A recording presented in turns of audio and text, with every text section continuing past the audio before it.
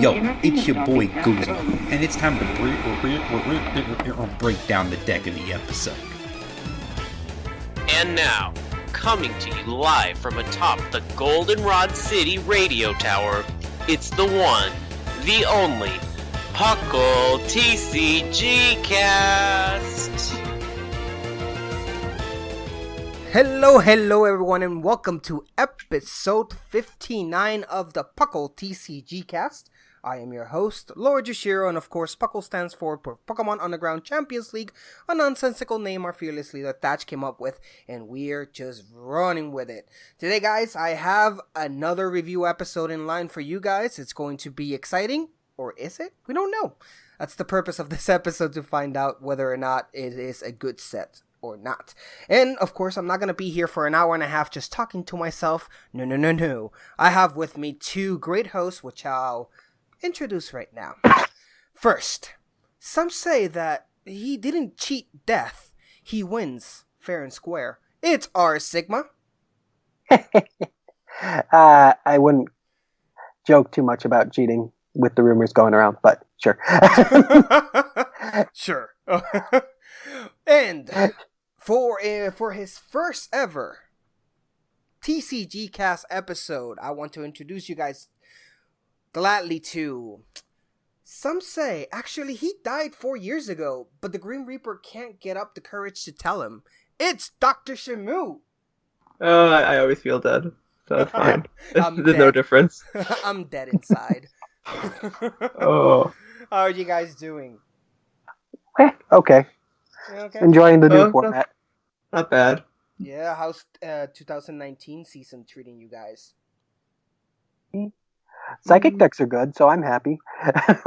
True. Psychic deck have made but we can thank Malamar for that mostly. Oh, absolutely. Yeah, thanks for them to coming back. But the rotation really did help them to give that little oomph that they needed to be actual good decks right now. So here's to that. What about you, Shamu?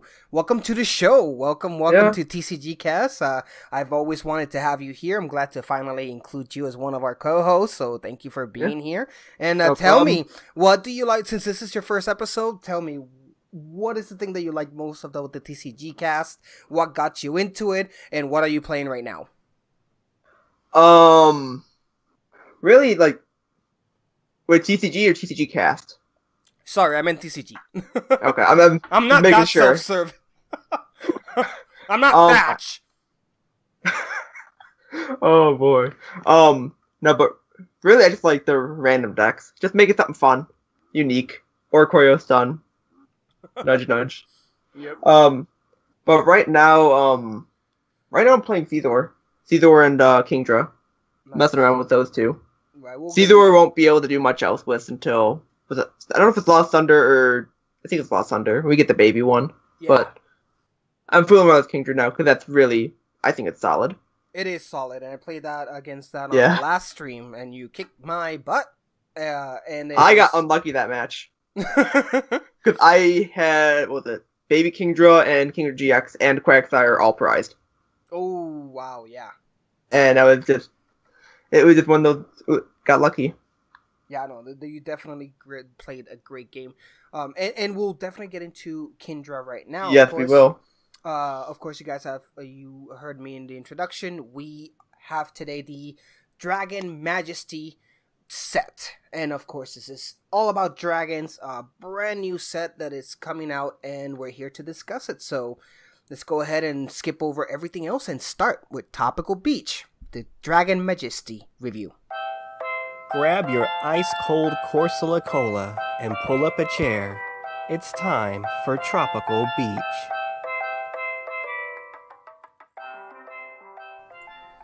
And here we are. Do you feel the sun in your eyes, the sand under your feet, and the wind in your face? It is Topical Beach. We're going to discuss today Dragon Majesty, the set review. And this is an interesting set. Of course, I say that with every single set that comes out. But this one is one that we've been waiting for a while. And mainly because Dragon, for the longest time, has been the weakest link. Or one of the weakest link in the TCG. It has never, since it lost dragon, double dragon energy, including, in fact, even when double dragon energy was a thing, they never really, a really good big dragon deck was never emerged. They have a various disadvantage. They're mostly weak against the new type and popular type of fairy, just like the video games, and nothing is weak against dragon, except dragon. Some dragons. So it's dragons. Yeah, old yeah, dragons. the old one. It was before fairy became a thing, really. So you have really technically powerful dragon types that really can't take advantage of the double hit, double damage, thanks to the weakness. And then to top it all off, they usually have weird energy requirements, usually needing more than 2 types, as in, 2 types and colorless and so forth. So they're really difficult to make decks around them. So dragons have their ups and downs since they've been introduced, but now we have Dragon Majesty, and that's what we're gonna judge today, whether or not Dragon Majesty actually brings Majesty to the dragon type in the TCG. So let's go ahead and just start with the trainers real quick, and it should be really fun. So we changed the format a little bit, guys, for today's show. We are still going to super rate them by super effective, or not very effective. However, we are going to jump around through the set. We decided to each one of us pick the cards that we most want to discuss instead of going by order. So with that being said, we're going to start with the ones that we really didn't want to discuss, but we have to because it wouldn't be fair for you guys. So let's go ahead and just start with that. And I'll start. And that is with Dragon Talon. Straight off the bat, we have a trainer item called Dragon Talon.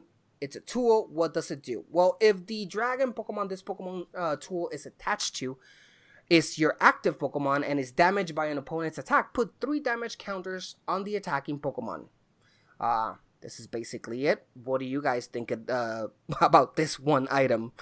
Go for Sigma. I don't like it at all. Yeah. 3 damage is not enough for me to want it. You could probably do better running Pyukumuku if you really want to do that. Yeah. Same thing. I assume the same thing with you, Shimu? Yeah, it's just if we have certain things come out, it'd be a fun gimmick, but it's just the only really Pokemon that would even be a fun gimmick is Druddigon, and it just doesn't take a hit. Yeah, it doesn't have it's the like HP to withhold it. No, it's got 110 or something like that, and it's just if it was like a Druddigon GX with that same like with the damage counter ability and just this, maybe you have a bit more HP to play around with, but with just what we have, it's not good. Yeah, not good at all. So not very effective across the board for Dragon Talon. Move on to the next one. We got Fiery Flint. Sigma, take this away. Fiery Flint is an item card. Discard 2 cards from your hand in order to play this card. Search your deck for up to 4 fire energy. Reveal them and put them into your hand. Then shuffle your deck. You may play as many item cards, blah, blah, blah. So, Shamu, you can start on this one. I think it's really... Right now in Standard, it's not good, but as this card goes, this is a powerful card. Pitching 2, 4 fire energy, that's just a good amount to have in your hand. Plus, with Expanded, this is better with Volcanion there, because you get 4 energy to power up your Volcanion and fire attackers with Volcanion EX. Yeah, that's a good point. Go ahead.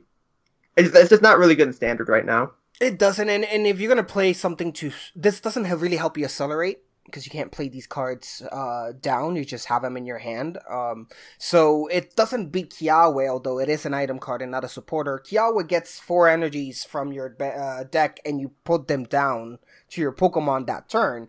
Granted, you lose your turn, but you're already powered up, so you want to do that turn 1 Kiawe. Yeah. I don't see how this plays in any way, unless we see a Pokemon that is basically a Magnet Zone that allows you to drop fire energies.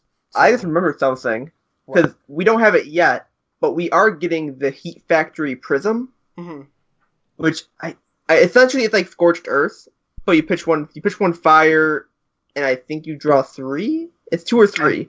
Okay. I want to say it's better than Scorched Earth. It's better than Scorched Earth because it's a prism card. 3. It has to be. Yeah.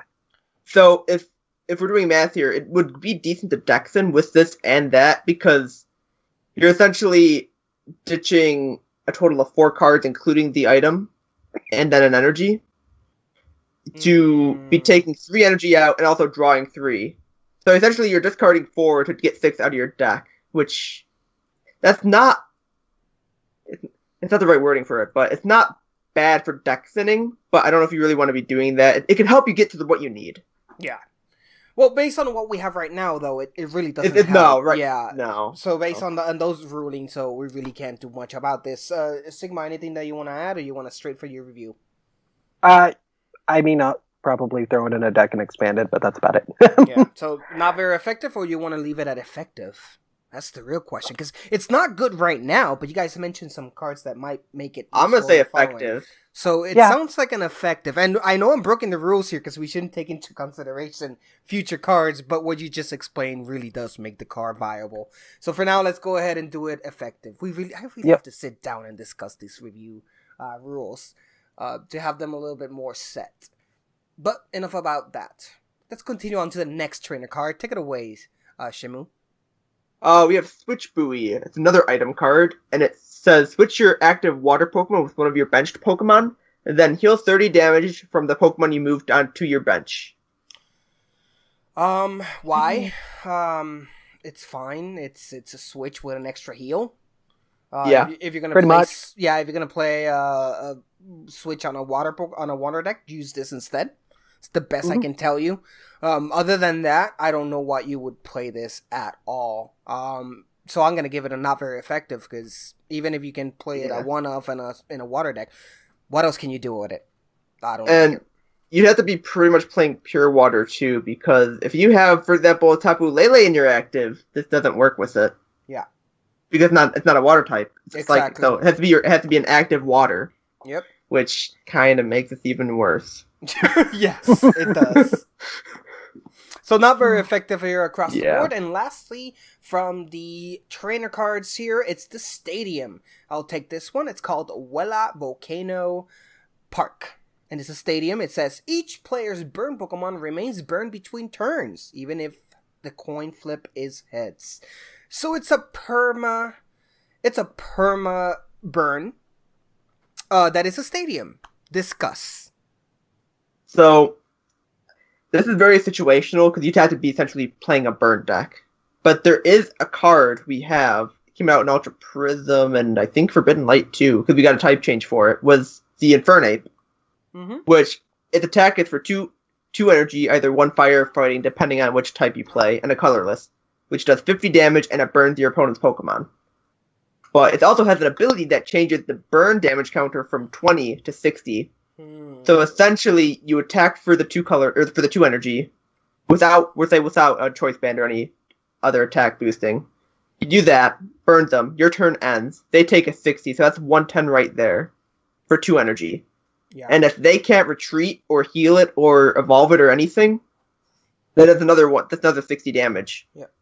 That's basically what this stadium does. It guarantees you that coming back to you, your opponent's active Pokemon still is burned. As long as they don't do anything with it. As long as they don't switch it out or evolve it or something. I don't like it because it's a stadium and it can get rid of. I mean, it secures 1 extra turn of burn. But again, we've had a lot of... The problem with special conditions right now is the fact that Guzma is a big thing. Switching around your Pokemon is pretty easy right now, and it's the one way to get rid of those special conditions, not to mention that most decks now are evolving as well, because Pokemon GXs are a thing, and they evolve, so keeping those special conditions onto your opponent's Pokemon, it's difficult. This makes it a little easier, but it's still not reliable enough for me to say this merits any type of play. What about you, Sigma? I'm just not a fan of status decks. So don't let Basque catch you saying that. I mean, I play Dawn Wings Necrozma, so I don't care about statuses. Well, with that, that's another not very effective for Well Volcano Park, I assume, unless Shamu, you have a different rating for it. I'm gonna say not very effective, just because of the fact that it is very situational. It's not like it's not gonna be ran in every deck. I think it's good for the burn decks, of course, but that's about it. Yeah. The other one that I was thinking about is that in Expanded, that Ninetales, that's That's the Stadium of Fury or whatever it's called. Yeah. That one. But that's still quite a gimmick for just making your opponent keep being burned. And again, you can still go over it with a switch. So yeah, it's very, you can play around it easily enough. It's just it's nice to get that extra guaranteed and exactly. So with that being said, that means that we finally got those out of the way, so we can start in the juicy, very good ones, or at least we think they are. Well, the supporters. Exactly. The interesting supporter ones. So let's go ahead, and this is where we start choosing our favorites. And I'm going to let Sigma start here. Go ahead, Cowboy. What's your supporter? So we've got Zinnia here, and as a supporter, you can only play it one supporter per turn. You can only play this card if one of your Pokemon was knocked out during your opponent's last turn. Attach up to 2 basic energy cards from your hand to one of your Dragon-type Pokemon. That's it. I'm troubled with this card. Because it... Don't blame you. What was that? I said I don't blame you. Yeah, it sounds good in theory. It allows you to maximize, do some energy speed there, being able to put 2 energies down in one turn. But a couple of problems I'm seeing with this. Number one, it's just basic energy, so no double colorless energies, which is sad. It would have been awesome if you could have put 2 double colorless energies and power up 4 attack something, colorless something. You can't do that, and you have to do, much like teammates, you have to wait till your opponent knocks one of your Pokemon, which is, for teammates, it makes sense, because teammates, it's basically, it's 2 computer search. For those of you at home that don't remember computer search, that's the A-Spec trainer that for discarding 2 cards from your hand allows you to search any card in your deck, and it's extremely powerful. Any deck that allows you to search anything in your deck, absolutely, and in the sense, anything as in whatever you want, it's incredibly powerful. For teammates, the fact that it allows you to search 2 cards in your deck, but at the cost of one of your Pokemon, your opponent needs to knock out your active in the turn before, it balances it out. I don't think that this is equally balanced. What about you, Shimu? Not really. Like, if we're going for, like, at least it's, like, allowing you to kind of reset a new Pokemon, like, build it up real quick, but it's not really that good. It's just not. And we're back, guys. Sorry, you probably didn't notice, but we had to cut there because I'm having technical difficulties and my Snowball microphone died. So, yeah, that's always fun. So, excuse the graininess while we get new equipment and replace the ones that we have. So, continue the podcast, and we were just talking about how bad Xenia was. And I think our Sigma was about to jump in. Yeah. Okay, so when I first saw this card, I thought it was absolute garbage because of all the requirements it has on it. Like, you have to have a Pokemon be knocked out, you have to have 2 basic energies in your hand, and it has to go onto a Dragon-type Pokemon. And then they released Rayquaza, which is a deck that runs 14 energy. So getting 2 basics in your hand isn't that hard to have as a requirement. So that's about the only place I see this being played. And you might be right. The situation that I find with Rayquaza is that the situation that I find with this card in general is the fact that you have to wait for one of your Pokemon to die in order to be able to play it. And that is an issue because if you're attaching energies, you're setting up, and you don't want any restrictions on when you're trying to set up a Pokemon. So that in itself, I feel, is a great clutch for this Pokemon, for this supporter to actually be of any real use. So it's not very effective for me. What about you, Shimu? I would say not very effective, but there is actually synergy between it and Fiery Flint. Now that I just look at that, because that'll get you the energy required for Zinnia. Yeah, nothing is good combo. Like, it'll work, but I don't really recommend doing that. Yeah, exactly. What about you, Sigma? Yeah, it's too niche to be anything more than not very effective. There we go. First supporter of the set, not very effective. Let's move on to the next one, and this is, some say, the Dragon Prince, Lance Prism Star. Now, let's see what Lance brings to the table. Of course, you can only play one Prism Star per deck. We already know that. As long as one Prism Star with the same name. So you can have multiple Prism Star as long as they're not called the same thing.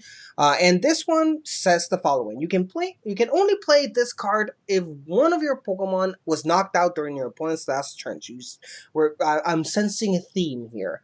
Search your deck for 2 Dragon Pokemon and put them on your bench. Then shuffle your deck. Yeah, Shemu, what do you think about this deck? It's a powerful card, like no doubt for that. Because any 2 Dragon Pokemon from your deck, I'm not saying from your discard or anything, but the knockout clause and the fact that it is a Prism Star, you like at least with Zinnia, you can have 4 of them in your deck, so it's like you're not gonna run to that point where my Pokemon's knocked out. Oh, I don't have my Lance. Yeah, or I don't have Zinnia for that case, but like. It's powerful. It's got a limit and then another limit. And it just doesn't. It's limited too much, I think. Yeah. The real jewel of this card lies in the fact that it's search your deck for 2 Dragon Pokemon. Doesn't specify basic. Doesn't specify anything. And then put them on your bench, which means that you can grab a Dragon Stage 2 and put it on your bench, which in and itself is amazing. But again, it's a Prism Star, number 1, and number 2, you have to wait for one of your opponents. For your opponent to actually knock out one of your Pokemon. Now, granted, I believe that the requirement for this one versus the actual effect is way better than Senia. Actually searching stage 2s and putting them on your bench is way better than just attaching 2 extra basic energies on your bench. However, the Prism Star means that you really can't guarantee that this card will be available every time you play. Thus, it's not like Archie's Ace in the Hole. Ace in the Hole, was it? Archie's Ace in the Hole? Yeah, Archie's Ace in the Hole. And Maxie's Hidden Ball Trick. Hidden Ball Trick, which basically is if it was your last supporter in your hand and you played it, you could draw 5 cards, and you can play any either fighting for Maxie or water for Archie, any water or fighting Pokemon on your discard pile and put it on your bench. Same thing, even if it's a stage 2. No requirements for its pre-evolutions to be on the bench to play it. Powerful. But is it viable? What do you think, Sigma? I think it's a very strong effect. Especially if you're trying to play a stage 2 dragon type deck, like a Dragonite or something. And it's not like it's hard to get a Pokemon KO'd, and Lele is in the format. Yeah. So I don't think it's horrible. It's not amazing. Yeah, I think, the problem lies in that you only have 1. So if it's in your prize cards, it's difficult to get out of there. Either you're going to have to play a Gideon and take it out of your prize cards, so that immediately letting your opponent know that you're using Gideon to get that card. So, I don't know. I still like it, though. It's powerful. I'm going to give it an effective. What about you, Shimu? I'm going to agree, just in case. We don't know what other dragons we may or may not get. Yeah. And it could come to the point where, hey, this actually really works in this deck. And it is a strong card. And I honestly, it comes down to the point, too, where just in that power alone, I think it's effective at least. Yeah. And Sigma. I'm going to go with effective as well. I don't see this being something where you just say, I'm going to go to Altaria and add 40 power to my attackers, but maybe that's something you do with it. So, yeah, effective. There we go. We got our first effective card of the set. That is the Prism Star Lens. So, guys, if you're going to play Dragon, you might need to consider this one. Now, we're going to move on to the last trainer of the episode, and it's Shamu's turn. Which one are we bringing in? We've got Blaine's Last Stand, and it has the clause like Archie's Ace in the Hole and Maxie's Hidden Ball Trick, where you can only play this card if it is the only card in your hand. And then for each of your Fire-type Pokemon in play, you draw 2 cards, and then the normal supporter, only 1 per turn. So this is interesting. Sigma, let's start with you. What do you think about Blaine's Last Stand? What hurts is that you have to have 4 fire types for it to be better than a Lily. That's kind of where I stand with it. Yeah. That might be all I need to say. Also, getting it to be the last card in your hand can be kind of tricky depending on how you set up your deck. Yeah. It's possible. A lot of decks, but decks that play, say, Archie's Hidden Ball Trick have to have a lot of cards that can't be stranded in their hand in order to work. So it's rough. Yeah, this is the type of card that you have to base the whole deck around it in order for it to work. The Rain Dance Blastoise Keldeo deck worked very well because you basically were working around that. Using Archie's Ace in a Hole and modifying your deck so you have a lot of discardable cards available, that way increasing the chance that your Archie would be the last card in your hand.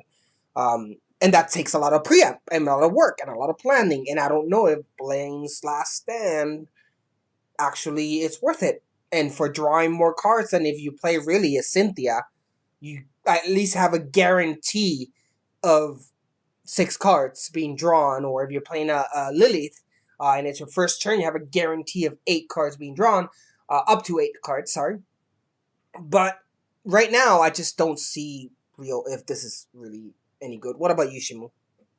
It's not good. Like, I'd love it to be great because it is a good effect. It's just the fact of the matter too is Archie's Hidden or Archie's Ace in the Hole. Those cards, they got you 5 plus any water or fighting in the discard. Mm-hmm. Yeah, doesn't have to be basic. Doesn't have to be. It could be anything. Yeah, and that on top of a +5 is way better than this.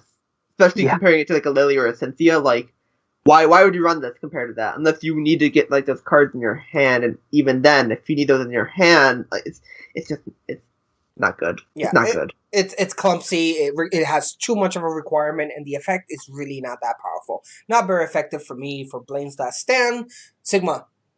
Yeah, it's not very effective. And Shimu. No, it's bad. Yeah, it's bad. So there you go, guys. That's the end of the trainers. What we got from the trainers was 1 effective all around. Other than that, nothing to look in this set regarding trainer cards, which is pretty sad. So let's just head for the actually main event and just start talking about these Pokemon and whether or not Dragon Majesty is as majestic as its name claims to be. Sigma, what's your first card that you want to discuss? I picked Reshiram GX because, well, we lost Volcanion, so let's look at the fire types we're getting. So, like I was saying, Reshiram GX is a fire type with 180 HP, and it's a basic. Its first attack for any colored energy, we have Flame Charge. Search your deck for 2 basic fire energy and attach them to this Pokemon, then shuffle your deck. Second attack for 3 fires and a colorless, Scorching Pillar, 110 damage, but it also burns your opponent's active Pokemon, so it's really 130 damage at least. So that's not too bad. And its GX attack is also 3 fires and a colorless. Vermilion GX does 180 damage, and you may attach up to 5 fire energy from your hand to your Pokemon in any way you'd like. And that's where Fiery Flint comes in once more. Call back to that one. Yeah, but still. But it's a GX. It's a GX attack. It's a lot of setup. You're investing a lot into this attack. Yeah. Yeah. You really are. Its weakness is water, and retreat is 2. So the reason I like this card is because its first attack really sets it up to attack on turn 2. Just like all the other fire decks that use a Kiawe set up. But unfortunately, you have to go second. So that's a little rough. Yeah. Going second is a lot easier nowadays, mostly because everyone wants to start first. So if you hit heads, you'll choose to start second. If your opponent wins the flip, then you start second anyway. So it's not that hard to start second place. I wish Flame Charge dealt some damage, even if it's just 20. The fact that it doesn't cause any damage perturbs me, but again, we can't really ask one. This is a starting Pokemon, plain to see. But other than that, the 110 plus the burn is nice. It's a nice, decent main attack for a GX, which will leave your opponent burn, which automatically obligates your opponent to have to do something about that, either switch, evolve, something, but he can't go on as nothing's going on, because he will receive more damage coming up, and that's 150 coming towards you if he didn't switch, and 150 is enough to knock out most stage 2s, except a few that are 160 or 170, but it's non-GXs, of course. So it's a decent amount of damage that your opponent has to really think about really well. What about you, Shimu? What do you think? I think it's all right because even though it's at 110, you just need you need a Poe Town, and then you hit that like what 170 mark, I think. Because no, it'd be 160 still. Yeah. After turn 1, after they evolve, because I'd be doing 30 with Poe Town, then you do 110 plus 20. The issue is with like the burn is only I think guaranteed for 20 because after that they can heal. Yeah, they can heal on that first heads. Yeah. And not to mention that we have choice band, so choice band will definitely allow it to deal. Yeah, on GXs. But if you do it with that, you'd still hit like what 160 without if it's a basic GX. So it's not bad. You don't quite KO a Lele, but you do get the one shot on Baby Buzzwole, which is a nice benchmark to hit right now. You hit that 130. Yeah, 130 is a nice spot to hit right now. Basic HP, I think. So it's not bad. So let's go ahead and rate this card. What do you think, Shim? Let's start with you. I'm gonna say effective. I would say effective as well. I like what it does. I'm not a fan of that GX attack. It doesn't even do enough damage by itself, 180. For a GX attack, I feel it's kind of lackluster for today's standard. And the fact that you can attach... What? Well, with the choice band, it one-shots Zoroark, so... True, and it can one-shot Ninetales as well with it. Yeah, even without attaching the 5 fire energies, that's not a bad place to be. Yeah, I wish that the 5 energies you would be attaching would not be on your hand. It would be from your deck or your discard pile. Yeah, the fact that it's from your hand just weakens it a little bit for me. Especially for that cost, too. Yeah. Well, there you have it, guys. Oh, wait, you gave it a rating, Sigma? I'm still ineffective with you guys. An effective, there we go. Over on Reshiram GX, it's an effective card that you guys, if you're playing Fire, should definitely consider to play. It is a very good starter for a deck. Now, I'm gonna go next. I'm gonna go in this order. I kind of like it. So, since we're in the theme of Fire, I brought up a special little one that I particularly hate, but I'm gonna bring it up because it's interesting, and that's Charizard. Now, if I'm going to talk about Charizard in this set, I have to talk about Charmeleon because it's an interesting little basic for air. Basic in quotations. There's a Charmander before. Now, let's start with Charmeleon. Charmeleon is a fire with a 80 HP, which is pretty standard for a stage 1 that is going to evolve once more. And it has the ability Burning Spirit. Once you're in your turn, before you attack, you may play this card from your hand to evolve one of your Pokemon. You may discard the top 5 cards from your deck and attach any fire energies discarded this way to this Pokemon. It's same as Reshiram. It basically allows yourself to it helps you set itself up when need be. It's attack a flamethrower for 80. For 2 fire, 1 colorless, and then you discard energy, you're never going to use that attack. That's not the purpose of this Charmeleon. It is to accelerate Charizard. Now, if you're discarding 5 cards from your deck to power up Charmeleon, you would hope that Charizard is that impressive to merit that. Let's check that. Let's check up on that. Charizard Stage 2 with 160 HP, which we mentioned is a little bit higher than the standard non-GX Stage 2, it has the ability Resolute Flame. This Pokemon attacks do 30 more damage to your opponent's active Pokemon for each Pokemon EX and GX your opponent has in play. So Charizard completely punishes your opponent for playing big cards. Its attack, Molten Blast, for 2 fire, 1 colorless, 130 damage, and it discards 1 energy only. It's a decent amount of damage. For a decent amount of payment for it, you only discard once. We all know, we've played Charizard cards before. They tend to do minimum 2, discarding 2, or discard your all the energies. It's nice to have just 1. Weakness to water, resistance, none, and retreat cost of 2. I like this Charizard, which I'm surprised that I'm saying. Mostly because Resolute Flame, it is pretty powerful. Let's say your opponent's only playing Tapu Lele in its non-GX deck. It's already hitting for 160 damage. That's not bad at all. So what is your thought on it, Sigma? I like it. I was really happy seeing the set. Oh, good. I'm not alone. Yeah, I mean, I like the Charmeleon more because it also makes Charizard GX playable as well, Oh, yes, that's true. or any other Charizard that comes out. Because Let's Go Pikachu and Eevee probably will get us another Charizard somewhere. Though Oh, maybe it'll be a double team. We'll see. But yeah, the Charmeleon's nice to set up. You have to build your deck around it a little bit to make sure you hit those fire energy. Yeah. But it's a nice ability to have, and Charizard is a very strong attacker. And So- we must not forget Macargo, right?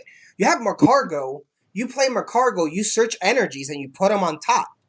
And then evolve it to Charmeleon, and you guarantee at least one energy being drawn that way. So I more want to use that to get the stuff that I don't want milled out of my deck to draw next turn if I'm going to use my cargo. But maybe that's just me. Well, on that end too, you can only just use Pokénav just to look at the top 3 and just choose. Like, you can either take an energy out of there, or you can just not take the energy and take a Pokemon and just move stuff around. That way you at least know what the top 2 cards of your deck are, or top 3. Before you use Before you use it and then mill 3 Guzmas and then just get screwed. yeah. Yeah. So what about the Charizard itself? But yeah, Charizard's fine. You're just in love with that Charmeleon. Okay, Oh, yeah. so what about you, Shimu? What about that Charizard? initially I thought it was bad, but that was because I misread the ability.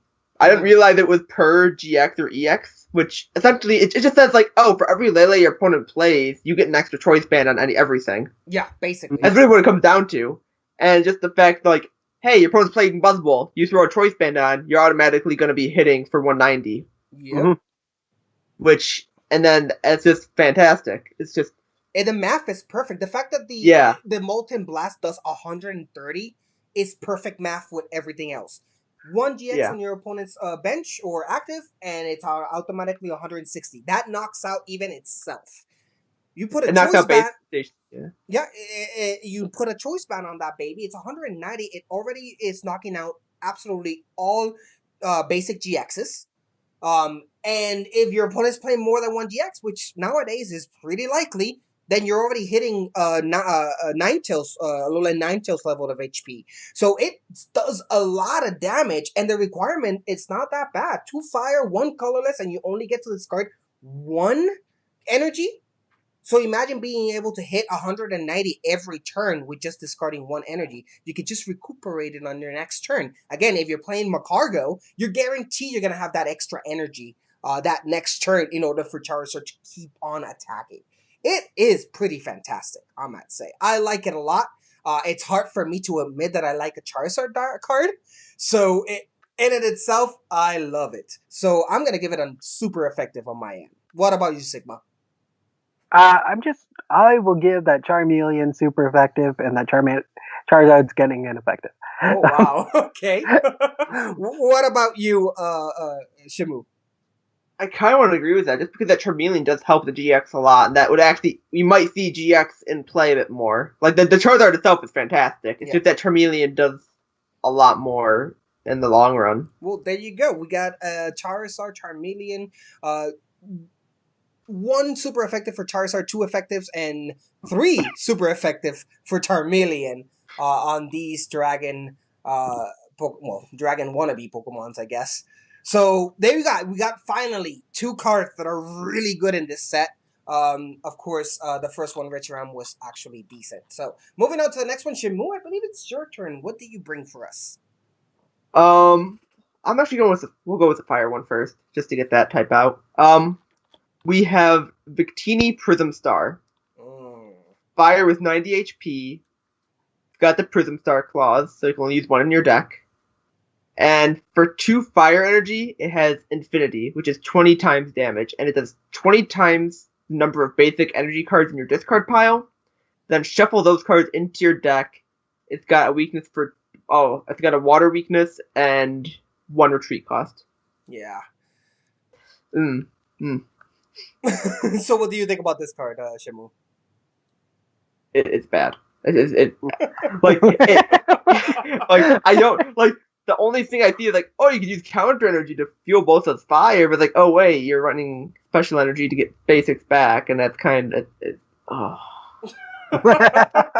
It is a difficult card to really understand. Not understand, that's not the right word, I'm sorry. It's a difficult card to find where it's useful. Because I understand its premise. In fact, its premise Yeah. is it's kind of like Prism Star Lunala and Prism Star Solgaleo, which both have single attacks that bring energy from the discard pile. The difference is that this, instead of just bringing those energies from the discard pile onto your bench, like Lunala, Prism Star, and Solgaleo do, what it does is it deals a whole lot of damage, so you're capable of knocking out something with it. And then you recuperate all of those burned, as I call it, burned fire energies that you just burned using your fire attackers, because that's the theme of a fire deck, is that you keep burning your energies in order to deal massive damage. But then, and then all of them go back into your deck. So it's a way to recuperate all those energies, and honestly, it's a way of not preventing to deck out as well. So I can understand its premise. What I really don't like is the fact that it requires 2 fire energies to do so. It also comes down to the fact too, you do the attack once and then you're stuck. You at least have 2 you have 2 energies, so you can at least retreat and keep 1. But it's just you do it once and then you have to fuel that up again, and I don't personally know how many energy fire decks run on basis, but like if they run like 10, I think they probably run more. But that's at maximum, that's 200 damage. No, actually no, at maximum that's 460, because you're using 2 of those fire on Victini. Yeah. That's a maximum of 160, which is not a really good number unless you're got a choice band. Yeah. What about you, Sigma? I don't think this card was meant for us to play.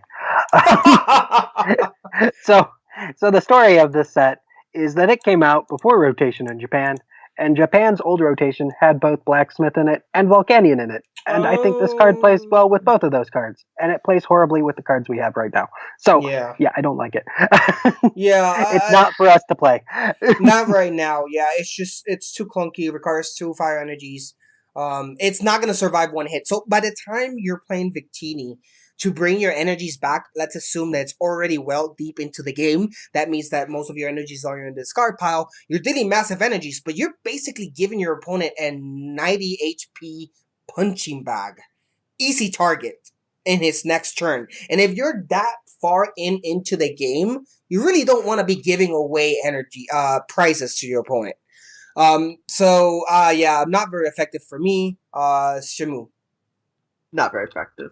And Sigma. Yeah, it's garbage. Not very effective. Well, Sigma, please. What else does this set bring? I guess I'll finish off the fire types by talking about Blaziken. What does Blaziken do? Well, it is a fire type with 150 HP, as you would expect from a stage 2.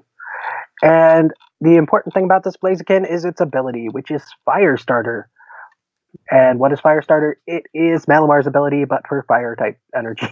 That's interesting. So once per turn, you get to put a fire energy from your discard pile onto a benched Pokemon. Its attack, fire and double colorless. Fire Stream, 90 damage. Discard a fire energy card attached to this Pokemon, then do 20 damage to each of your opponent's benched Pokemon. Not a bad attack. Not a bad attack. Yeah, it's decent. It's good for spread damage, for sure. It is good for that. That actually hits some good numbers with the GX. Yeah, it does. Weak to water, no resistance, retreat 2. So what do you think? What do you think, Shimu? I think honestly, it's good because with that Blaziken too, it synergizes very well with its own GX. Yeah. For the fact that you're already pitching 2 fire energy for your main attack, and then this allows you to at least get 1 of those back if you only have 1 on the bench. And the fact is, you're not really running extra cards to run this because you already got the whole line in your deck. Because it's Blaziken, it's going to evolve the same way, same shape and form. Mm-hmm.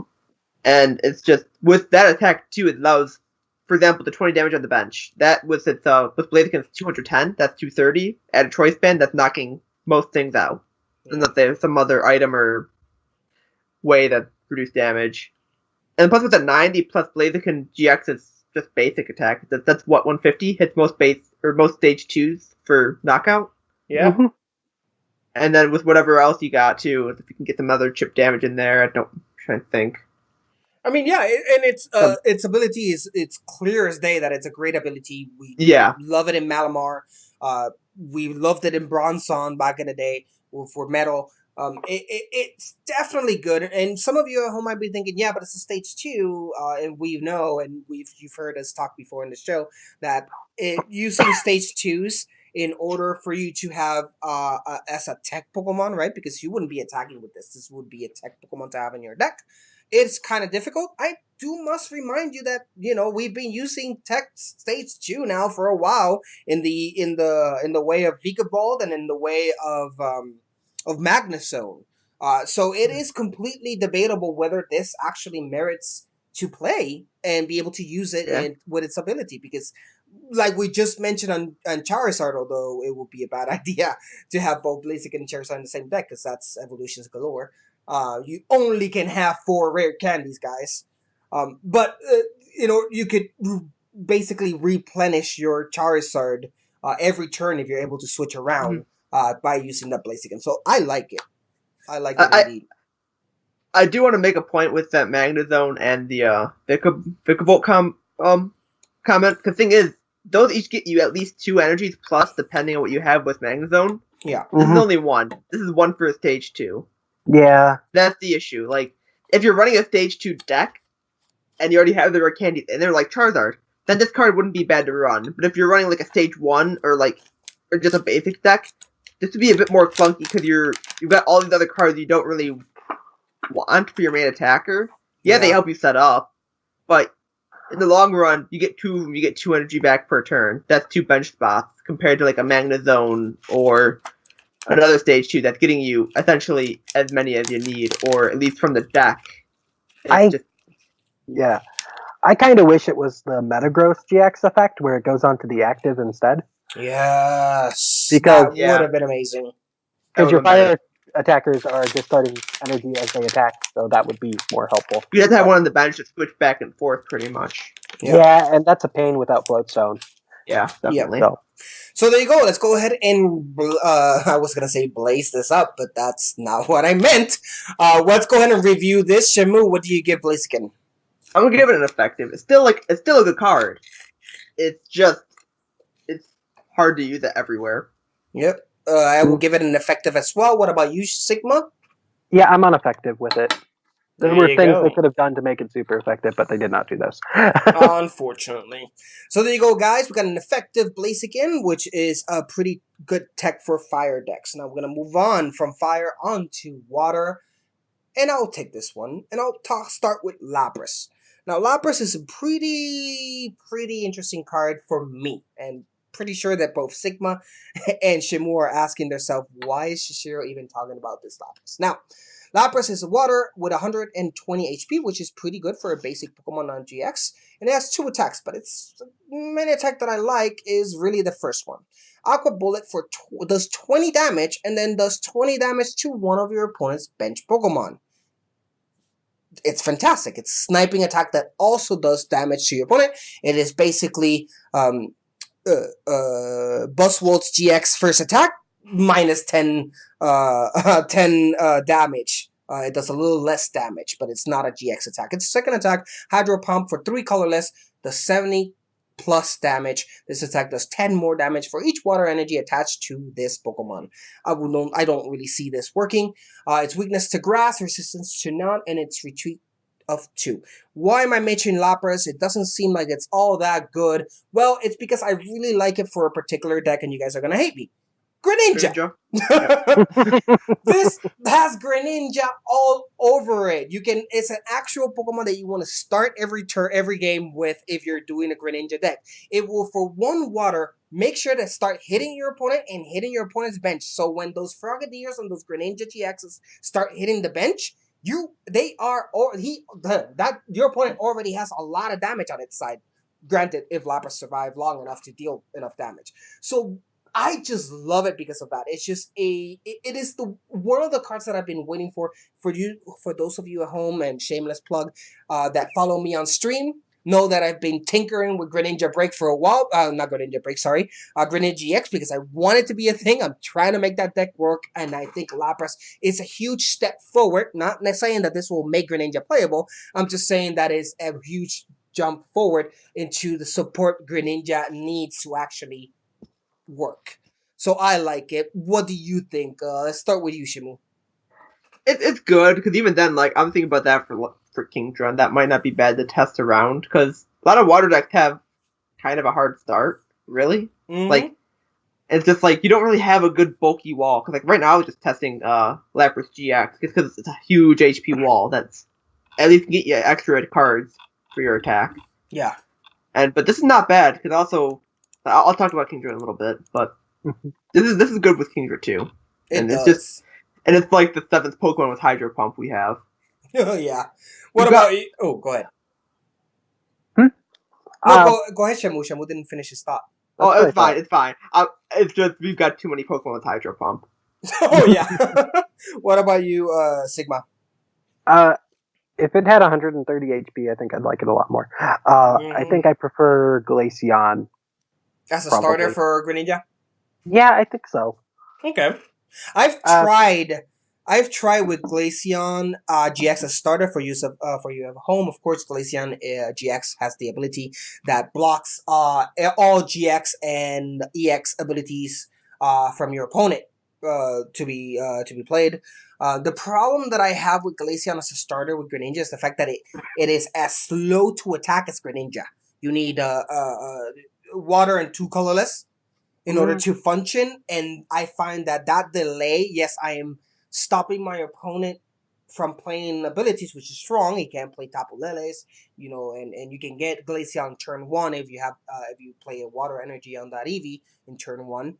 However, the fact that you can't do anything, you can't attack, to me, it was the problem with Glaceon GX. I like Lapras because you're guaranteed to start doing damage ASAP.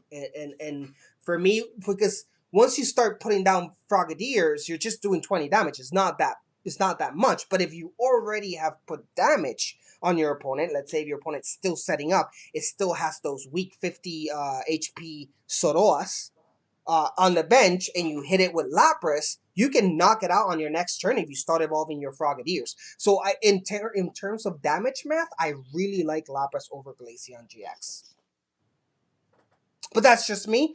And for that, I'll give it the Jishiro. Super effective with a lot of caution, guys. I really like this card only for one deck only. So I am extremely biased in this review. Sigma, what about you? What do you give it? Yeah. Since it gets one shot by Zorworks, I'm going to give it a not very effective. There you go. And Shimu. I won't say not very effective. Yeah, there you go. It's a good tech. It's just not in all situations. No, of course. So there you go, guys. Lapras got 1 super effective and 2 not very effective. And if I were you guys, I would listen to them and not me. Moving on to the next one. Speaking of, you mentioned it already. I think we know what you're going to talk about, Shimu. Yes, we've got Kingdra GX. Water with 230 HP, stage 2. For 1 colorless, you have Hydro Pump again. 10 plus damage. It does 50 more damage for each water energy attached to this Pokemon.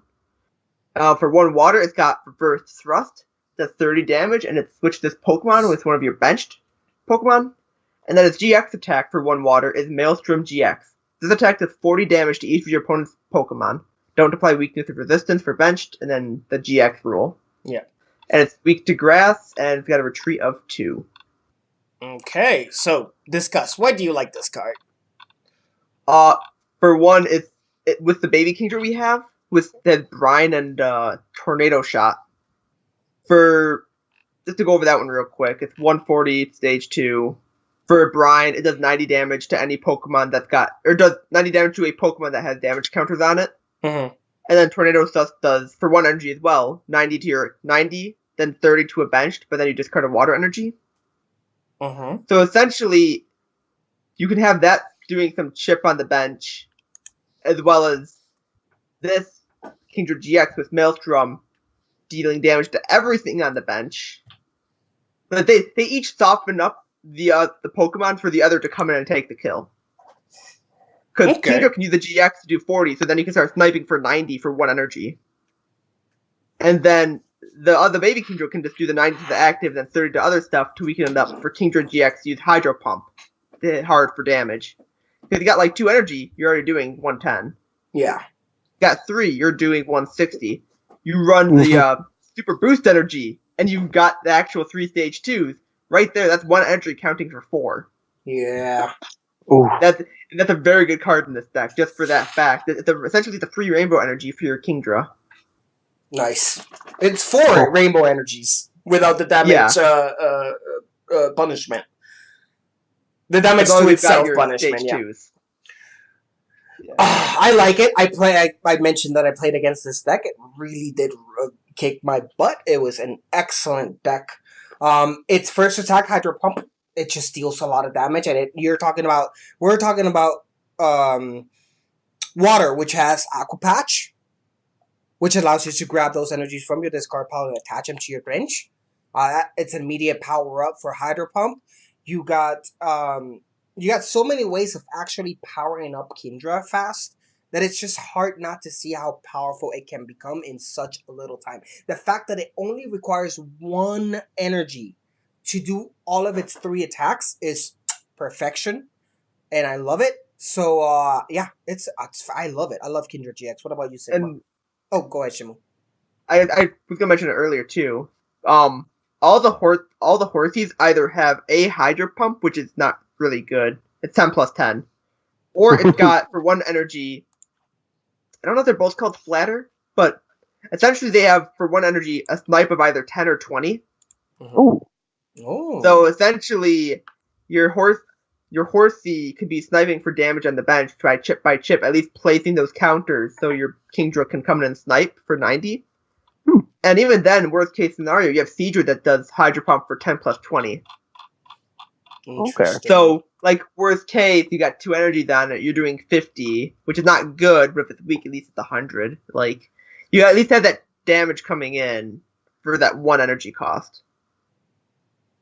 That's decent. That's pretty decent. What about you, Sigma? Yeah, I like it. I forgot Super Boost Energy existed. Wow, this is kind of dumb with that. Yeah, it really is. So there you go. So I'm gonna go ahead and give it a super effective. Sigma. Yeah, I'll go super effective. I like it. Yep, and of course Shimu. Super effective, I'm biased. There you go, guys. The first full-flown super effective card of the set. It is Kingdra GX. It really does bring. It is the type of Pokemon card that you will base a deck around it. You will see Kingdra GX decks coming out of this set. So that is always good to see new decks being created and developed. Now, we're going to go ahead and take a small break here. We're going to come back and finish out the review. It's such a small set that we don't require 2 episodes this time, but this is going to be a little bit longer on the long side.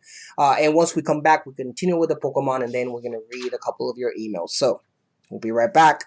Hey Puckalonians, it's Sublime Manic. Can't get enough of your favorite flip-flopping podcast? Then check out our social media. You can find links to our Facebook, Twitter, Reddit, and YouTube, all from our website, pucklepodcast.com. And you can join our Discord to hang out with your favorite hosts and other Puckalonians. Also, check us out at twitch.tv/thepucklepodcast. And if you have an Amazon Prime account, consider subscribing to our Twitch channel. You can also check us out at YouTube at YouTube/pucklepodcast. And we also have a Patreon if you're able to give anything at patreon.com/pucklepodcast. And we are back to the Dragon Majesty set review here at the TCGcast episode 39. We're going to continue on with our picks of our most interesting cards, not necessarily the best cards. We left off with Sigma. What's your next card? All right, this time I've got a twofer, and we're actually going to talk about dragons this time. Ooh, real actually, dragon. why we're here. Okay. All right. So the first one I want to talk about is Little Altaria. It's a stage 1 to the Wallstrom Swablu, and it has an ability called Fight Song. Your dragon Pokemon do 20 more damage to your opponent's active Pokemon. Its attack doesn't matter because that's all we're using it for. It's going to sit on the bench and boost your dragon's attack. To retreat is 1. That's probably the most relevant thing on it, because if it's seeing combat, The only thing that comes to mind with that ability is what doesn't kill you makes you stronger. No, that's not the fight song. Not today. No. Or any day. Um, that's an excellent ability. This is basically Diancie Prism Star, but on a stage 1 and not a Prism Star. Mm-hmm. Well, it's a Uh, reprint. Well, semi-reprint. There was a Altaria back in black and white that did very similar things. It has a different attack now, and it's weak to fairy now. So I really like this Altaria. Its ability. It's just a known quantity, as they say. It's something that is established, and we know how good it is. So Shamu. I think it's good too. Because the fact too is like, unlike Diancie, it's not a Prism Star, so you can't just have one. You can run a 2/2 line of this and do plus 40 and hit those numbers. Yep. Yeah. Or like It's I said, it's another number to play around with and hit. you could lance it out too, but Exactly, yeah. If you want, Yeah. if you run a lance, you're like, oh, I'll use my lance, and then my swabs are just fodder to like for Ultra Ball. mhm. Yeah, that's excellent. Well, yeah, I think there's really not Yeah, and- much other than going on. Continue. Sorry. Yeah. So then we also have Altaria GX in the set, which is a dragon with 200 HP. Also evolves from Swablu, who would have guessed? But this card actually is pretty interesting. The first attack for a fairy and a colorless is Bright Tone. 50 damage. During your opponent's next turn, this Pokemon cannot be damaged by the attacks of your opponent's GX and EX Pokemon.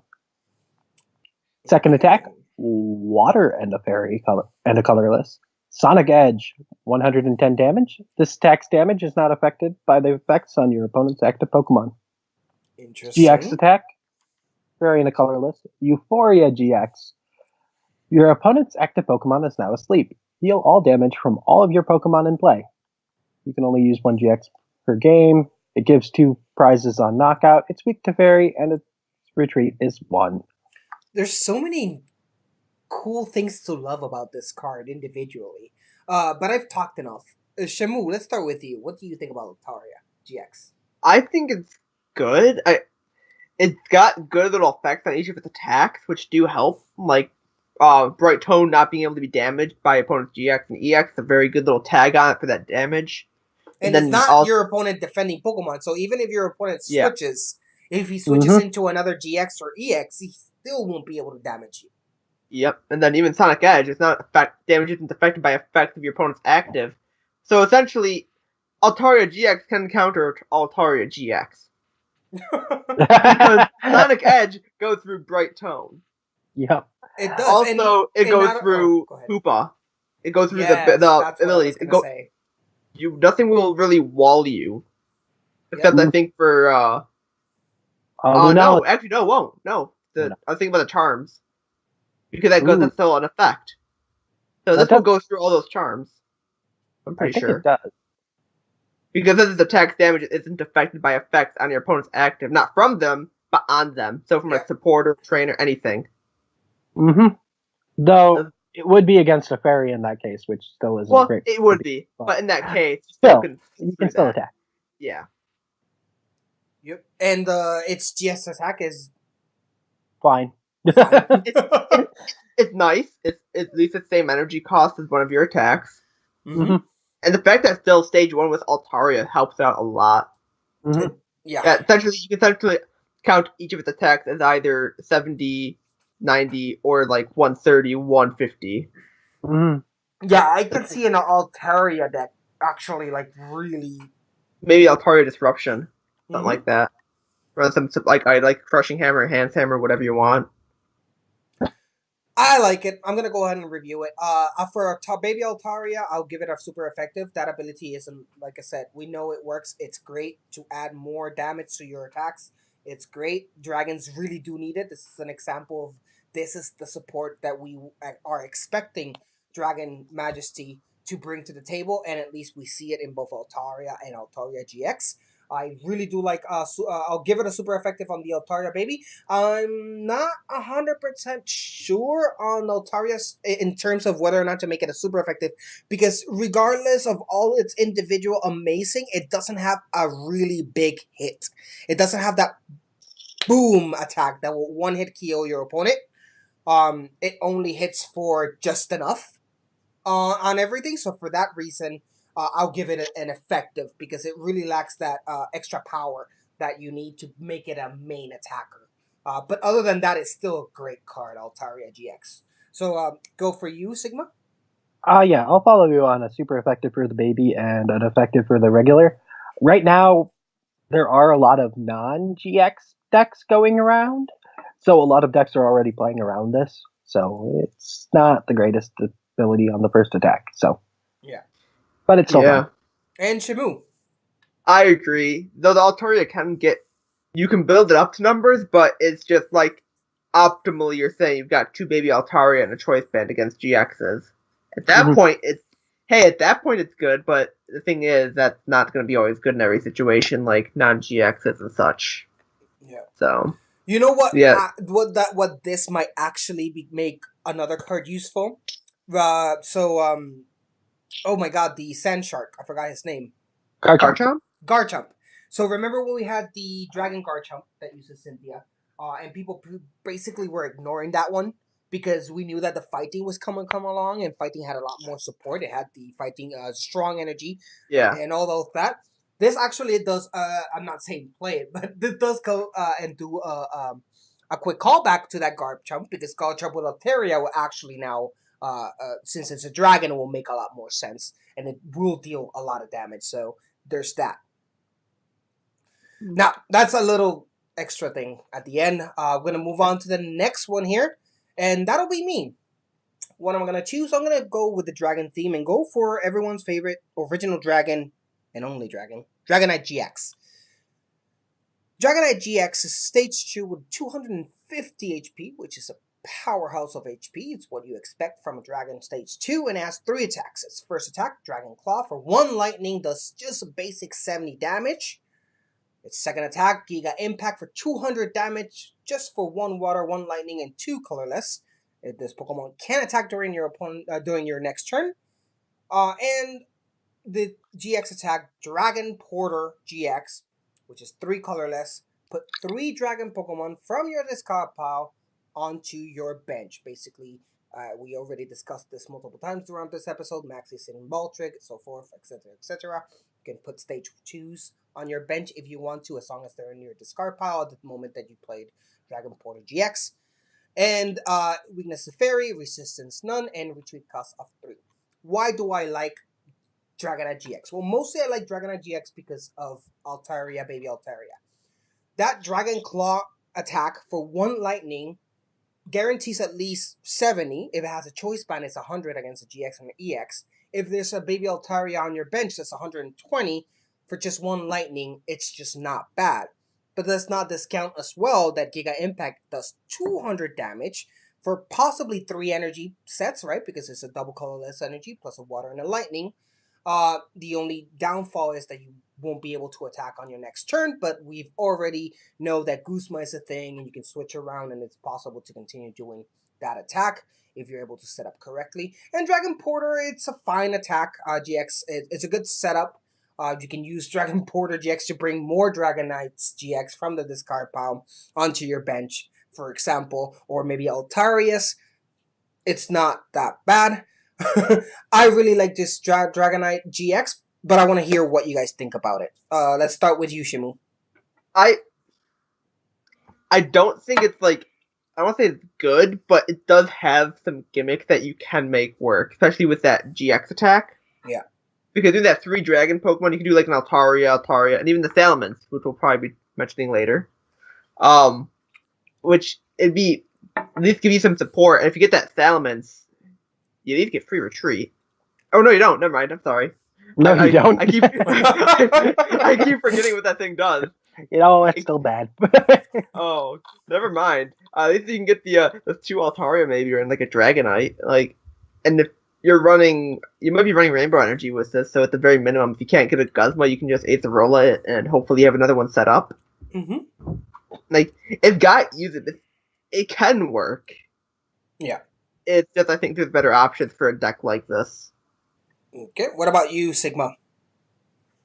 Yeah, if I wanted a dragon that was doing 200 damage, that's a stage 2, I think I'd rather just play Garchomp.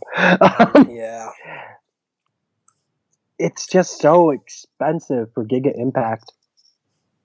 It is. Although, again, it's 3 placements, not just 4. You do have to put a double colorless energy down there. I Yeah. don't know.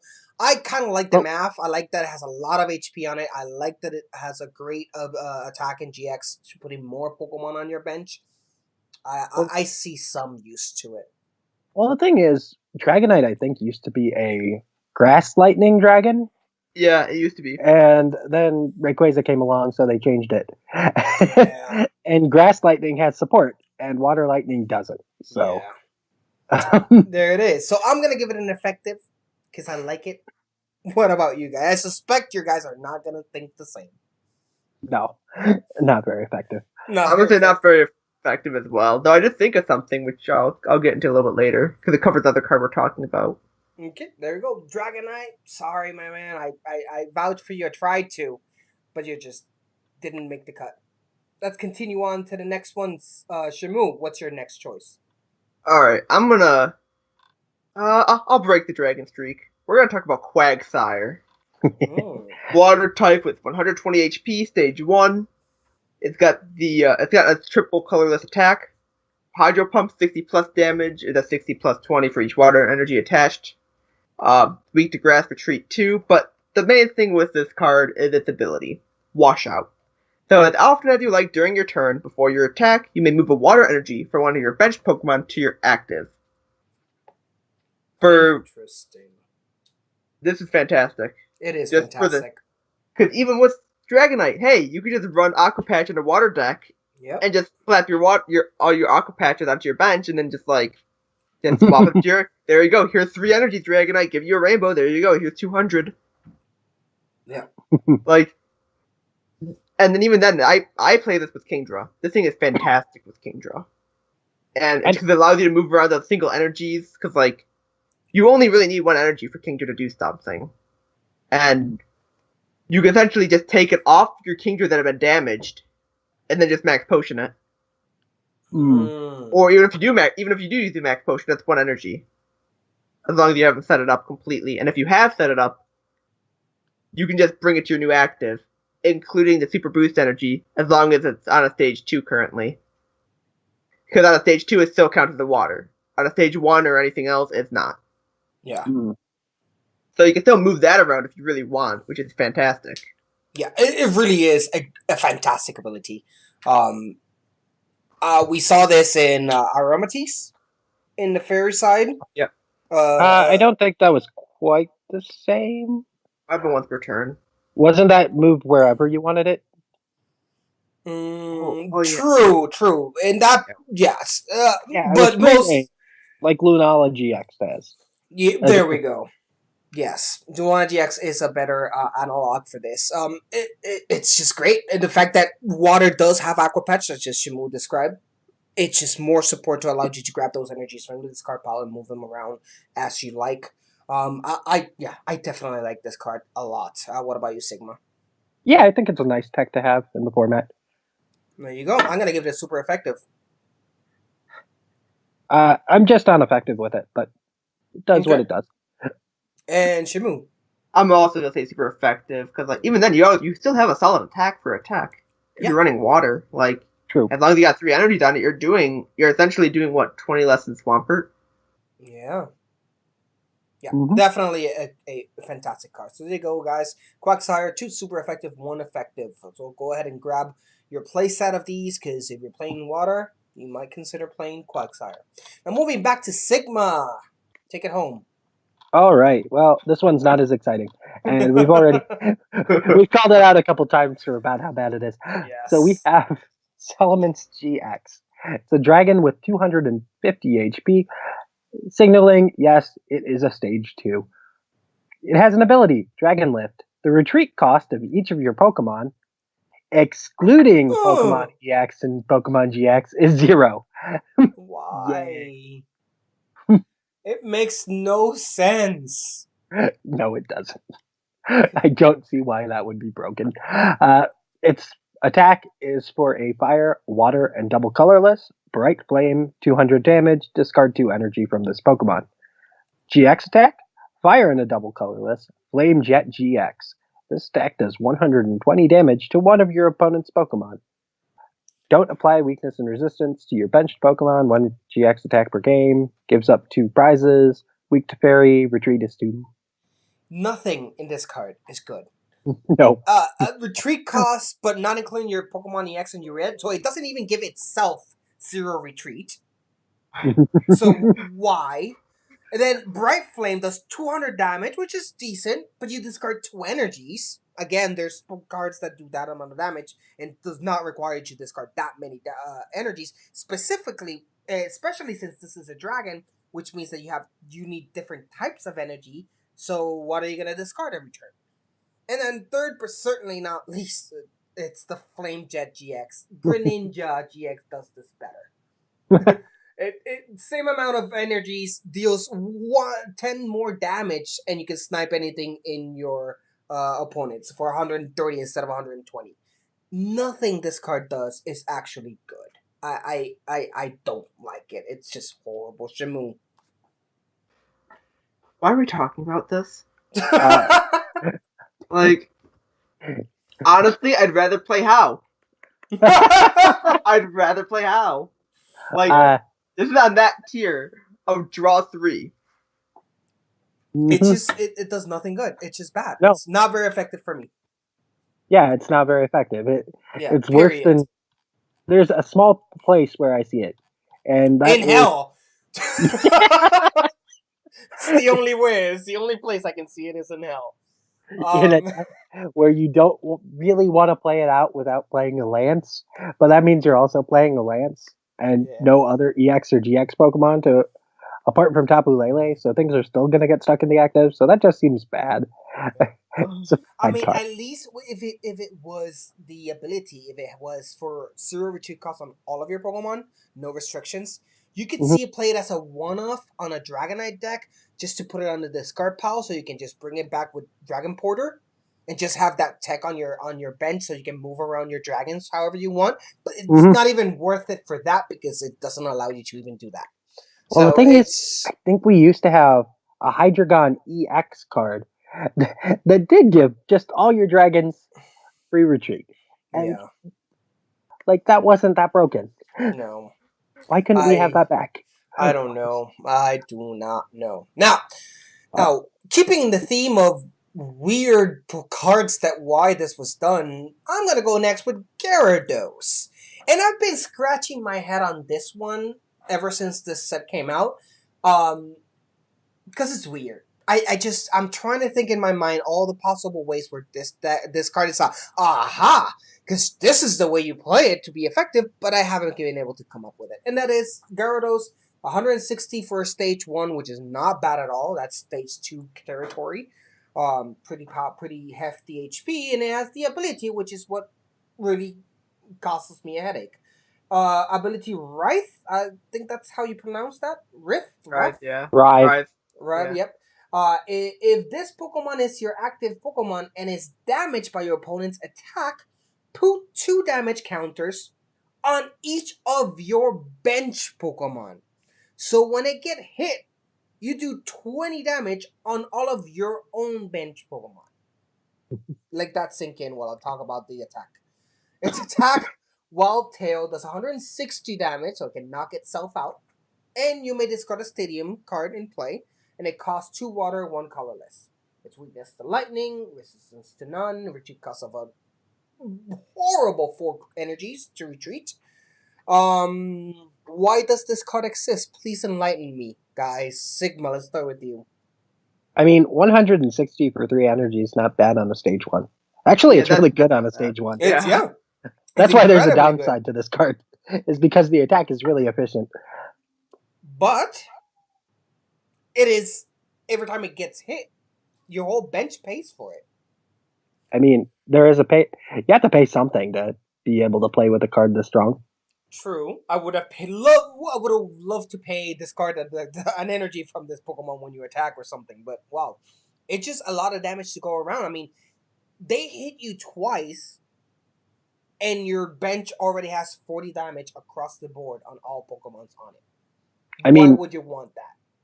You KO most basic GX cards, though, with a Choice Band. Yeah, Like- that is true. Like, if you hit Gyarados twice, you're already killing your Magikarps on your bench. That only This is has true. 30 HP. Hopefully you evolve them before they die. So, Shamu, what do you think? Like, the attack is good. That's the reason you play it, is just for that 160 damage for 3 energy, and you can make that work with other stuff too. Like, I don't remember how Lana works exactly. I don't have to have energy attached to them, but like even then you still run max potions and damage movers and a bunch of other fun stuff to make this work. But if I want to damage my bench, I'm just gonna play T-Tar. I'll just flip a coin like 400 times and do 60 to everything. This would have been Like, I believe that the reason that they rotated out Garbodor was for this card. Because if Garbodor was still in play in Standard, it would have been a great tag team with Gyarados. Because you can eliminate its own ability. oh, that's true. Yeah, you can eliminate its own ability and you're safe to go. You're hitting for 160 damage each turn for just 2 water, 1 colorless. Awesome. But Garbodor is no longer in the set. It's good in expanded, but it's no longer in standard. So that ability is a clutch right now. Mm-hmm. You can actually play this with some fun stuff too. Actually, I just had it at the tip of my tongue and I forgot. Dang it. Oh, you can use like counter energy with this too. Actually, so it's like a 2 energy attack. That's true. Yep. And that was with Rise, you knock out your Magikarp, you keep the prize deficit. Hey, you're knocking out your Pokemon, keeping your counter energy live. There's synergy. Obviously, we start off with the Electro GX. I don't know. It's something. So let's go ahead and review. I'm gonna give it a not very effective. Sorry, I can't see how this can be worked in standard play at this time. What about you, Shamu? Don't we have a Magikarp that has a bench barrier? It just prevents damage from attacks. Oh, okay. Yeah, not very effective. And Sigma. Not very effective. Not very effective. There you go, guys. So we're gonna end up with Shamu here with our last card of the set. Take it away, Shamu. We have White Kyurem GX. Dragon type, HP of 190. The basic. For 1 fire, you have Shred, 40 damage. This attack's damage is not affected by any effects on your opponent's active Pokemon, like Altaria's second attack, Sonic Edge or something like that.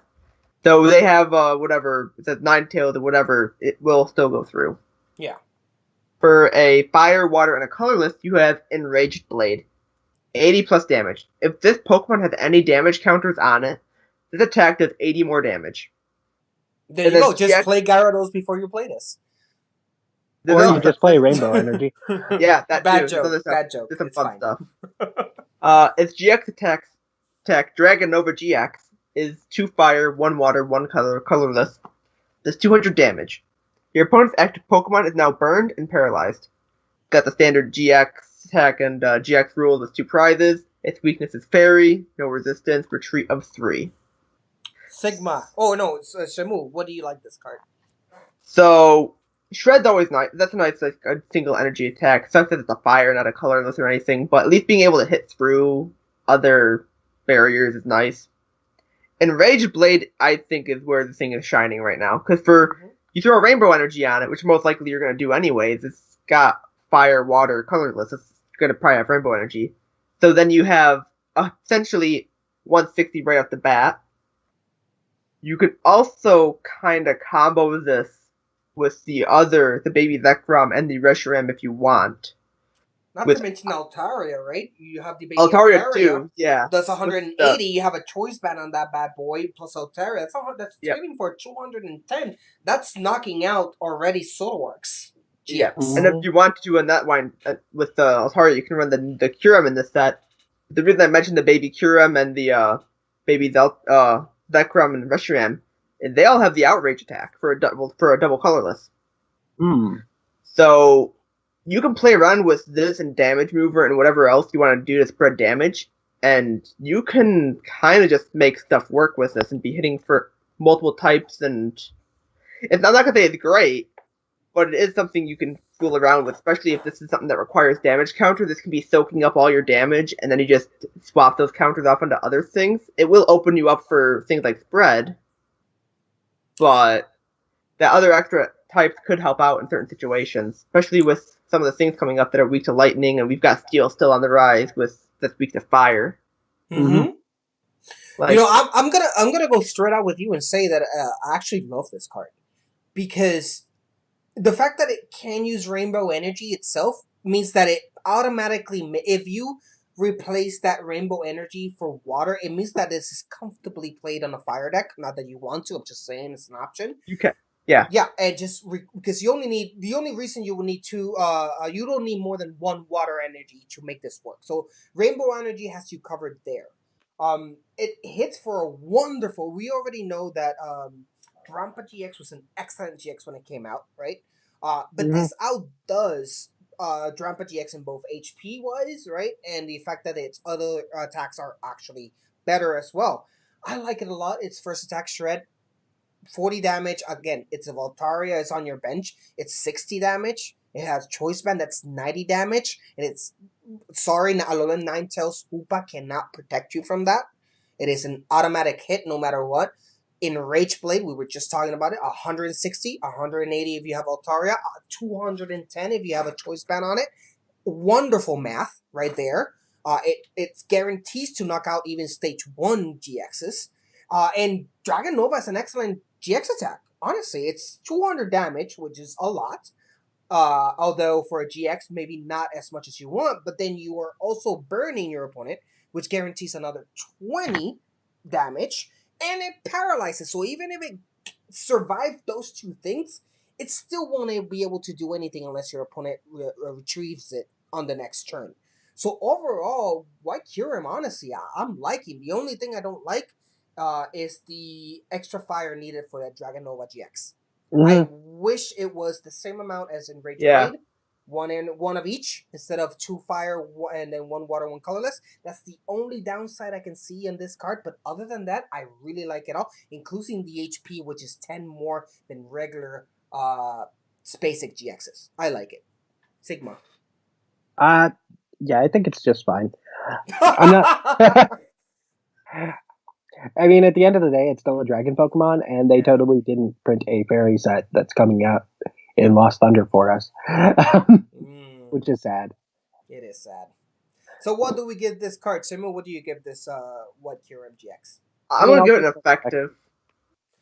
I'm going to give it an effective, even though I hyped it a lot, but Sigma did bring a great point at the end there. So an effective for me, and Sigma, I assume effective as well? Yeah, it's effective. There you go, guys. So that's the end of Majestic Dragon. We just reviewed the whole set for you guys. And now, of course, comes the end, which is our mini summary of what we think and our overall rating. Shemu, I know this is your first review episode, so what we do at the end is that we give a little something explaining how we feel about this set, and then give it a rating from 1 to 10. 10 of you being the best. So let's start with Sigma first. Your overall feelings towards Majestic Dragon Majesty. Well, it's a pretty small set, and the cards aren't terribly great. Yep. So, and also, like I said, they may have just printed a fairy set soon after this one that we're getting in like 2 months. So, can't be too high on it. I'm gonna go with a 4. Yeah, I'm in the same camp as you, actually. 4 out of 10. It has a few gems in it. Kingdra GX being the best of them all, in my opinion. The rest, if it's not even okay, they're just scraping by. Again, we thought maybe this will bring honor to the dragons in Pokemon trading card game. Unfortunately, it just missed it out by that much. Of course, Altaria, Baby Altaria is a great addition, but by itself, it's just not enough to actually make Dragon Pokemons be as powerful as their video game counterparts. So, 4 out of 10. If you're really not that much into Dragon Pokemon, I would just skip this and just buy those Kingdra separately as a one. Those are actually expensive right now. What about you, Shimu? What's your feeling with Dragon Majesty? I don't know why we're calling it Dragon Majesty. Like, all the dragons were pretty bad, to be honest. Water came out on top. Really. Yeah. We got Kingdra and Quagsire. slightly biased, but honestly, those two just kind of surpass a lot of the other stuff, in my opinion. Like Yeah. a lot of the drag, like you got Altaria. Altaria is cool. It's good. It's just not much else really came out of this. Yeah. Like, I agree. I'm gonna go ahead and say 5 out of 10, just because honestly, I'm still hyped about that Quagsire. That's gonna help out a lot of decks in the long run. Yeah. And depending on what water stuff we get, no, there's other stuff coming up soon that's gonna be fun to play around with, especially in water, and this will help them. So, Excellent. Well, guys, that's it. That's the review for Dragon Majesty. You guys, please let us know what you think. Send us your emails. Tell us what is your favorites or not favorite cards from Dragon Majesty. And if you completely disagree with us, just let us know. That's what we're here for. It is for a great Pokemon discussion. Now, we're going to take a small break. And once we come back, we're going to tackle your emails. And, of course, finish with everyone's favorite and Shamu's first Pokemon 15 questions. So, we'll be right back. Yo, it's your boy Guzma, and it's time to break down the deck of the episode. And we are back. This is Trainer's Mail. I'm going to discuss you guys' emails sent to us. Thank you so much. So let's go ahead and quick. We only have a couple of them today, so let's just go ahead and tackle them real quick. First one comes from The Real EV, and he says, "What up, you beautiful people? I hope everyone's enjoying the coverage of the unofficial P.U.C.L TCG tournament, or TUPT for short. That's the unofficial tournament that the Really Bee has organized. We're all participating. It's been a lot of fun. Now, continue on with the email. Well, now for the mailback question. What tag team GX do I think will be the most ridiculously paired together? Ditto and Mew, just stealing everyone's attack. But I'm personally excited to see what they come up with. We already seen that they're doing Mimikyu and Gengar, so it seems like they're pairing some really good Pokemon together. Well, everyone, I hope you have a fun and quick little announcement. I'm moving the deck of the episodes over to the Facebook page. It's a little easier for me, and I think it will be easier for everyone to comment in there. I agree. We discussed this. We want to move them from Reddit over to the Facebook. I'm also going to put together a deck list dump, if that's all right with people. Well, I hope everyone had a good show, and good luck with the tournament. The Really V signing out. So thank you so much, The Really V. Of course, The Really V has been an active and wonderful member of our community. He's constantly updating the Facebook group with all the newest news, and also he makes all our deck of the episodes, which it's been a while since we have one. Actually, I have to come back to that for you guys. Now, he suggested the question of the week last time around was, what tag team Pokemon do you think should be bundled together? He's saying Mew and Ditto, which is interesting. Really quick, Shamu, if you had two Pokemon you want to tag team, which ones would it be? may I have 4? And just say all the Oricorio? That would be my dream. That would be a dream indeed. It's a tag team foursome. What about you, Sigma? What's your dream tag team? So I was tempted to cheat at this and say, I don't know, Zoroark Break and Greninja Break GX tag team. You know, that was confirmed today. So let's go with Tapu Lele and Jirachi GX combo. Tapu Lele and Jirachi. Double supporter. Double support is like find two supporters on your deck. Interesting. I didn't think this through as you guys did. I'm just pointing out my two favorite Pokemon. Jolteon and Gengar. But of course, Mimikyu and Gengar is a thing, so much for that. Now let's finish up with the last email. Take it away, Sigma. All right. Hey, Mr. J and the rest of the crew. Doc McStuffle sliding into the mailbag last minute. Big shout out to Evie, Tsukio, and the rest of the guys who put together an unofficial tournament for us. Yeah. Jushiro, I was hoping you would lose the first round of the tournament. Of course. So I could finally play against you. But I am equally thrilled to be playing against Shamu. The loser bracket is the place to be. I have to say, really quick mention right here. That tournament match between me and Shamu was one for the books. It ended up coming down to just a Guzma. Who got Guzma first, got the match. We went through 3 games. I won the first game. Then Shamu won the second game, and the third game came out head-to-head up to the very end, and it ended out whoever draw a Guzma first, and I was just the lucky bee who drew it first and won the game. If it weren't for that, I would have lost as well. What an excellent game. It was great. It was really good. So anyway, continue on, Sigma. I think the tag team GXs are fun, hopefully. With more people switching to non-GX decks, I think these cards are a good way to keep the games and the meta at a faster pace.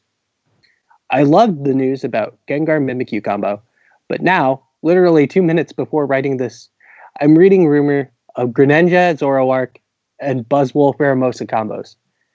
Just please no. We already have those mons too much. I need fresh faces and fun pairings. Yuck.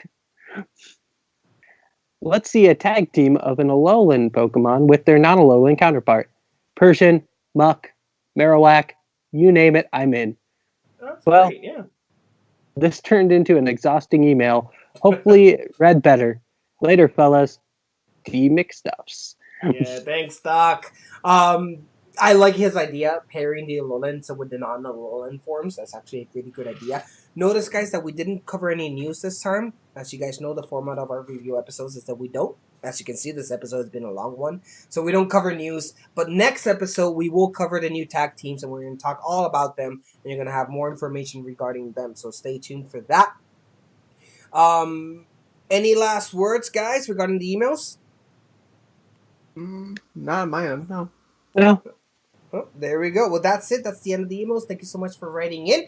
Now we're going to move on to the last part of the episode. And if, of course, everyone's favorite Pokemon 15 question, who's that Pokemon, where we going to invite our boy Shamu into the game. So we'll be right back. Who's that Pokemon?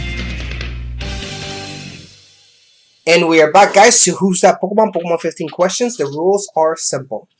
Lower your browsers, no Pokedexes, no 3DSs. It's just your brain, your noggin.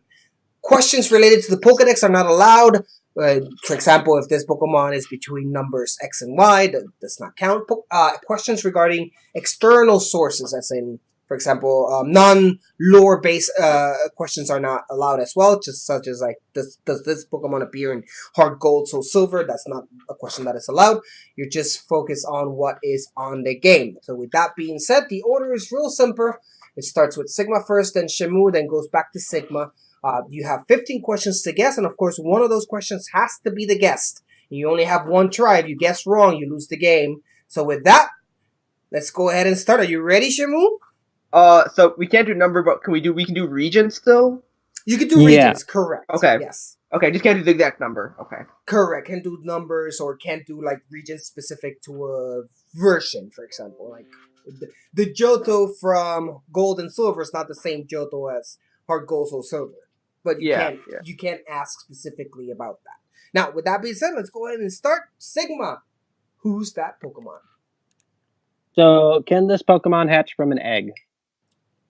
It cannot. Oh. Is this Pokemon a legendary? Nope. Okay, then. Go for Sigma. Is this Pokemon dual typed? Nope. Go for Shamu.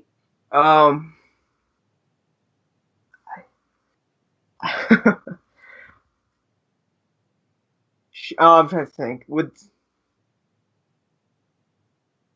this Pokemon's type be considered special before or in Gen 2 or earlier?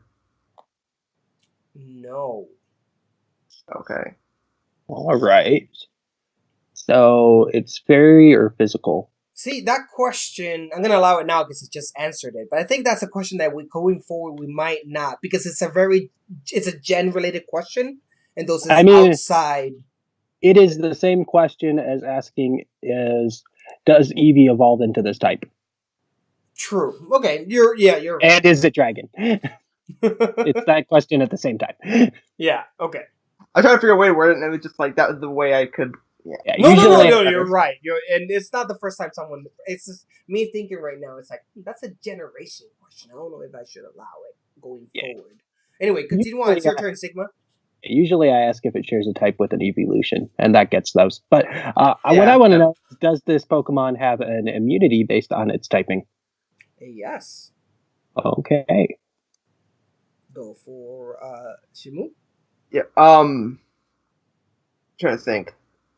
I'm trying to get all the steel. Yeah. So it could be steel. It could be Owl, fairy. No, wait. A fairy's ghost. It could be a fairy or ghost too. Fairy, ground, ghost, steel, normal is what I have.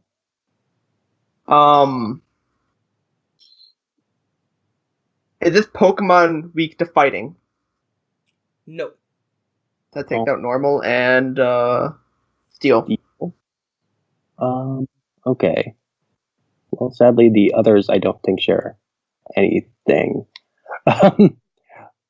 Ooh. So, I guess we should find out if this is Was a poison Pokemon. special? I can't remember. Poison doesn't have an immunity, so. Oh, that's true. Never mind. Yeah. Flying does, though. But then again, it's not flying, so it doesn't matter. It's like we ruled out legendaries, so it's not flying. Let's see. Let's ask, can this Pokemon evolve? It can. I mean, no, it can't. Okay. So it is very likely an evolved Pokemon.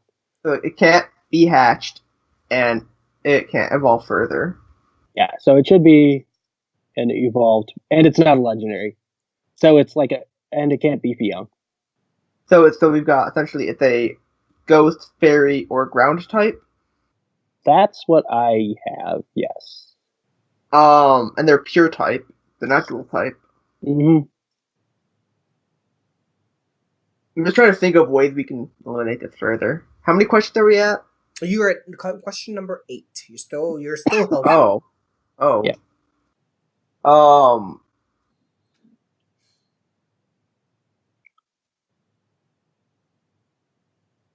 Luckily, there's really not that many mono ghost family. Well, there's 3. That would be the Cofagrigus line. Oh, 4. Mischievous line. Dustclops and Shuppet. Line. Well, Dustclops line, Bayonet line. Ooh.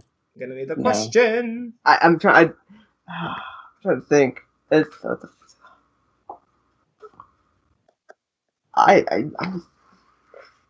God damn. It's okay. I don't.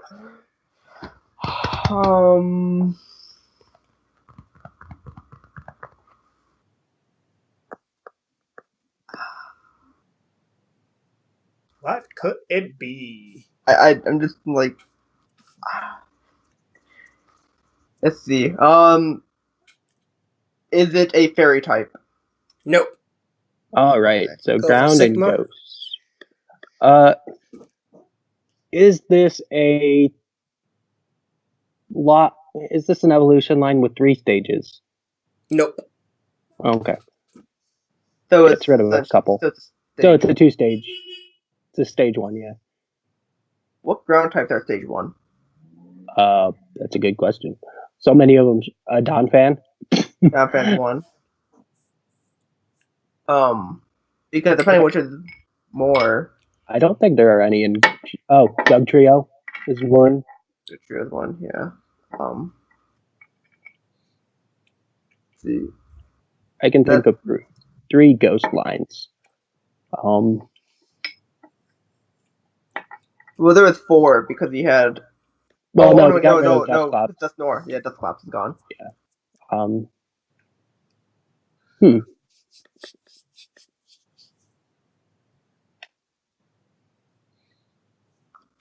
Sandslash is a possibility. Yeah. Maybe ask if it. Ooh. Does it have? Is there multiple forms of this Pokemon? Maybe. Question is, it's Shamu's turn, right? Yeah. No. Yeah. But that would get rid of things like Dustclop, or not Dustclops, but that would get rid of Banet because it has a Mega form. That's true. Yeah. And it would get rid of anything with the Alolan forms as well. Yeah, no. Did they have an alternate form of any kind? It does not. Okay. So that gets rid of Shup. Like And the Shuppet, that's a trio. Yeah, it gets rid of Dugtrio, gets rid of Sandslash. Yeah, Plant Slash 2. So we still have Donphan. We still have Cofagrigus, we still have Mischievous. Grievous. I feel like we're missing something. I'm sure we're missing a ground type up there somewhere. Yeah. That said, mono ground types really don't exist. Oh, Hippowdon. Hippowdon. Oh, Hippowdon. Oh no. Mudsdale's too. Oh. Mudsdale's a possibility as well. Yeah. We could ask if Should we split the type again? I was thinking maybe asking if it was in Alola, but that only gets rid of Mischievous, so I guess that doesn't matter. I need a question, Sigma. Yeah, let's ask if it's a ghost type. Is this a ghost type? It is a ghost type. Oh, okay. Well, that gets rid of all those annoying ground types we had to think about. So Mischievous, Cofagrigus. The ghosts in Gen 6 were all dual type. The ghosts in Gen 5, we have Cofagrigus, and I think the other one's Litwick, and that's dual type. Yeah. Gen 7 is also not heavy in ghost types. I don't even know if they had... Oh no, wait, Gen 7 I think Gen 7 is like Delmise, so that's not important. Delmise and McHugh, they're both dual types already. Yeah, they're both... Oh, well, it can't breed, or well, can't hatch from an egg. Yeah, there's a lot of problems with that. So, I think we're down to 2. Cofagrigus and Mischievous. Do we evolve with... Miss Magic, I mean. Yeah. Yeah.